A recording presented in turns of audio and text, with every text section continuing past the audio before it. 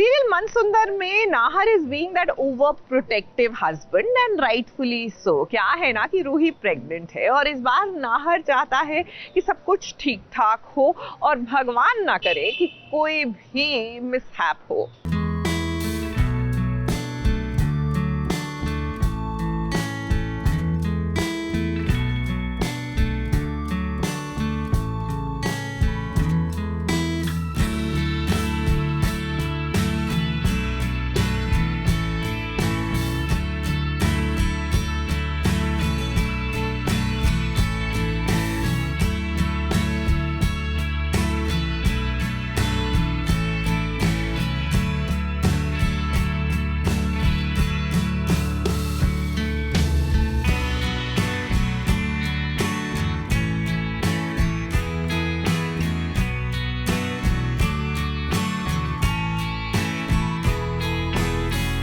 नाहर बनना इस बार कोई भी खतरा मोल नहीं लेना चाहता है।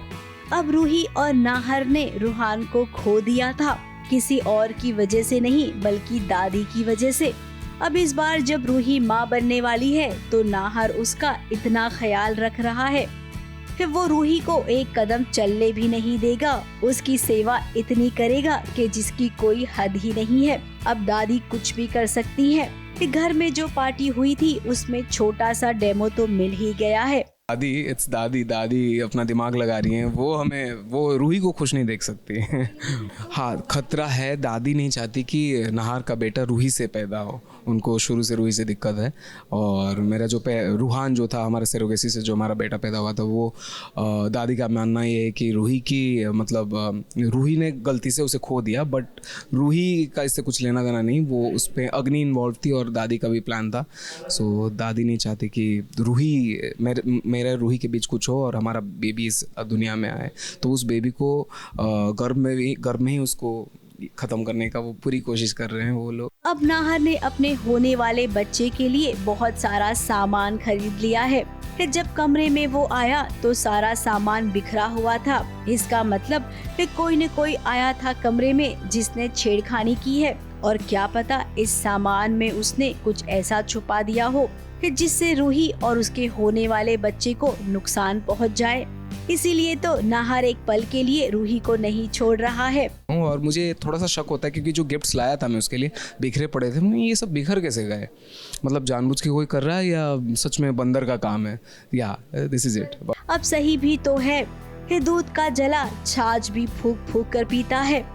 ये बात नाहर अच्छे से समझता है। फिलहाल तो वो अपनी पत्नी की सेवा कर रहा है और हमें लगता है कि हर उस पति को अपनी पत्नी की ऐसी ही सेवा करनी चाहिए।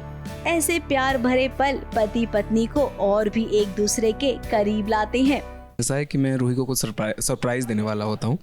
सरप्राइज में एक पालना होता है, उसमें बहुत सारे फीचर्स होते हैं। मैं बेबी की मतलब उसकी परवरिश में कोई कमी नहीं छोड़ता हूँ मैं। तो मैं बेबी होने से पहले से ही मैं अपना स्टार्ट कर दिया उसकी केयर करना। एंड सब लोग बहुत हैरान है और रूही बहुत सरप्राइज है। और रूही को मैं झुकने भी नहीं देता हूँ, उसको कुछ काम करने नहीं दे रहा हूँ, भारी सामान नहीं उठाने दे रहा हूँ, क्योंकि मुझे इस बार रिस्क नहीं लेना है। कि रूही को तेल मालिश कर रहा हूँ मैं, तो रूही को मैं ऐसे ही सुना रहा हूँ कि मेरे पापा भी ऐसे करते थे, मैं भी उनकी तरह बेस्ट पापा बन के दिखाऊंगा। इन बिटवीन वो सो जाती है कहानी सुनाते एंड मैं उसको एक फॉरहेड पे किस देके उसको गुड नाइट बोलता हूँ। अब ये 9 महीने रूही के लिए बहुत ही भारी है कि दादी इन 9 महीनों में पता नहीं क्या क्या प्लान करेगी। मुंबई से शिवानी सिंह के साथ एबीपी न्यूज रिपोर्ट।